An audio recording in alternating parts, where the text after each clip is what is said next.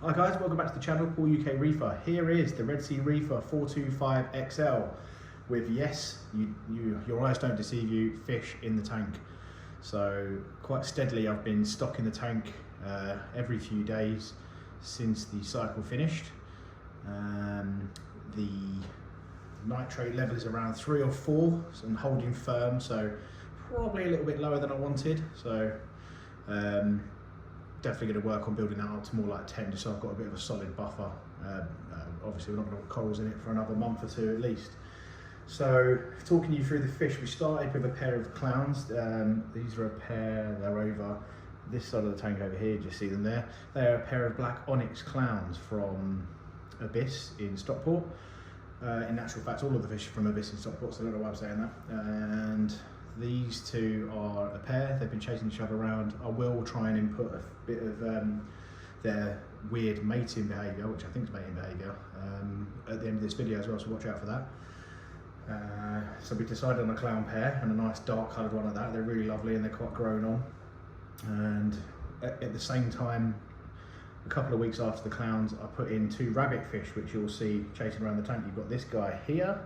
He's an orange spot rabbit fish, and he's absolutely gorgeous, a beast. He's quite prehistoric looking, and the colours are not really being done justice on this shot, so I will try and move the camera in a minute, but he's a really good fish, vivacious appetite for algae, reef safe with caution. So obviously when you go down the larger fish route, there's always a bit of risk in any of them, so I'm hoping that it'll work out alright long term, but he's that hungry that if I have to move him on back to the shop or to another reefer, that will be possible.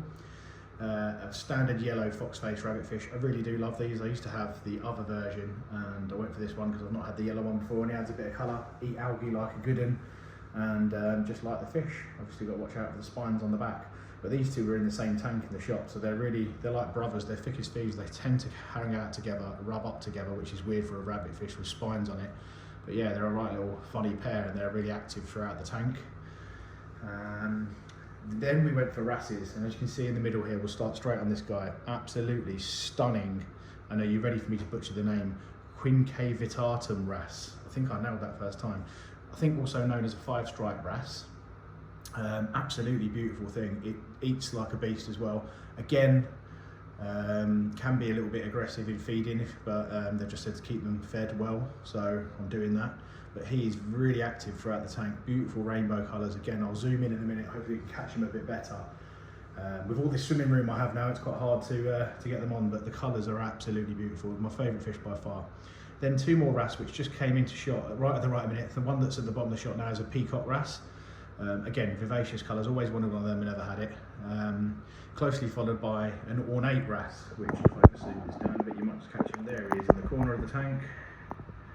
Again, really gorgeous colours on this one. Again, didn't really come out that well with the lens that I've got on this, the filter. But yeah, these guys are all eating really well, and they're great.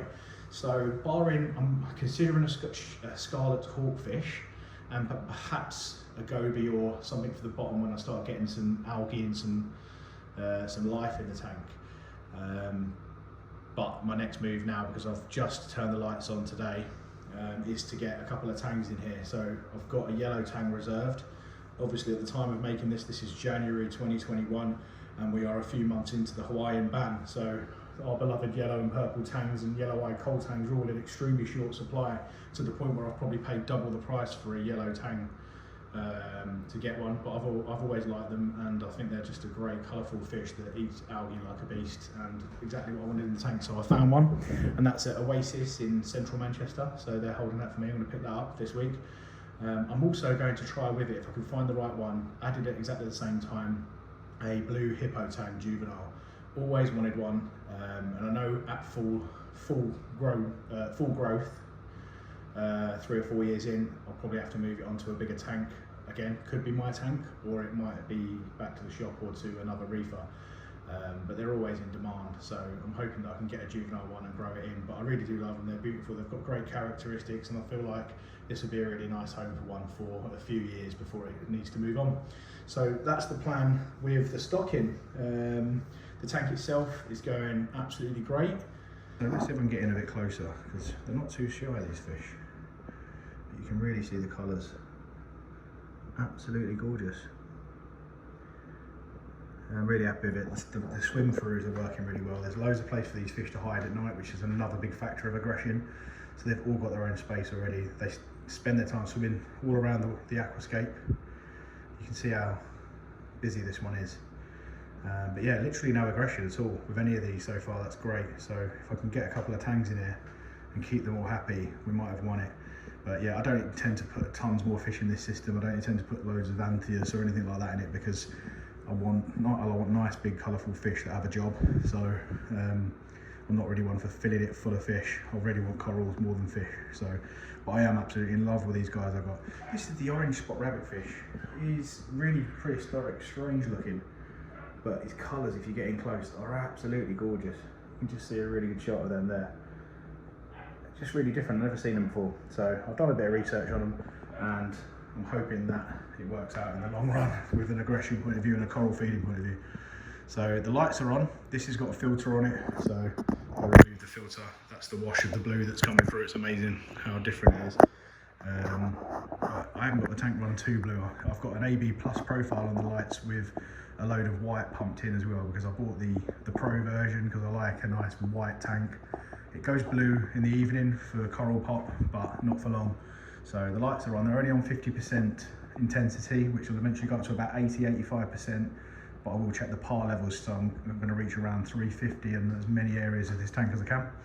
That comes with a little bit of research a bit later on. So I'm going to start playing with them lights once I get to the point where I'm going to add corals. So down to the sun. Managed to grab a couple of motion sensor LED lights that are literally on a magnet in the tank. See them in there. And it's just a little white unit that you can charge on a USB when it runs out, and it lasts for ages. So really good little thing, and now I've got them on both sides, so if I put my hand in, that light goes as well. Filter roller's starting to pull out some crap, but it's been in there for over a month now, and we've only used a third of a roll, so I feel like I've got the height of that right. The carbon reactor's in, as you can see. I just wanted to polish the water up, so that's in. That's been going for a few days. I'll put that in probably once a month for a week, full of carbon to keep the water nice and clean. UV's pumping away. You can just see the glow of the UV light on that one. It goes up and then back behind the skimmer, and the skimmer's dialed in nicely. I just cleaned it out yesterday, so it's really empty, but you can kind of see a really lovely foam building on there. Really impressed with that Naya skimmer. It's absolutely unreal. If anything, I need to dial it down because I don't want to lose too much nitrate from the water, which is a really lovely problem to have. So I'm feeding nice and large amounts of mysis, flake, and even pellets, and they're kind of eating all of it. And then over into the other one here. Again, everything's working fine in there. I recalibrated the M2 return pump as well, just to make sure that was right on its lowest level. And then I've performed a couple of tests for turning the power off and this battery backup coming in to check that that all works, and that works fine. So yeah, auto top-ups in there. It's using this about 6 to 7 days, 28 litres, so lots of evaporation, but that's to be expected with such a big body of water. So all in all, a really nice start. Obviously only just turned the lights on, so I'm expecting some level of ugly phase, some diatoms perhaps, and some algae, although we'll try and keep them under control. The worst thing I want to do is follow last time where I ended up with dinos, so I'm going to try and keep feeding well, keep the tank with nitrate in it, and I've got a really good head of fish to eat any algae coming in anyway. So that's the plan so far, but it's really got come to life. Some beautiful colours of fish in here. It really reignited my love for the marine fish keeping part of it. Can't wait to get corals in, but as I said on the previous video, the Max Nano is keeping me busy with corals, and I've still got some growing, so I've got something to look at. So I'm definitely not going to rush it and risk damaging any coral or anything like that. So another update probably next week with the final fish in. Might be a couple of tangs and a hawkfish if I can get hold of one, and then the tank should be fully stocked and ready to mature a little before we start filling it full of wonderful looking Acropora, Montipora, and other types of nice sticky corals that we want to build a nice reef on. Okay, so any questions at all, please like and subscribe. Check out all my other vids, there's all sorts of stuff there. Really appreciate you guys watching, and I'll be back in a week or so to give you an update. All right, cheers, bye.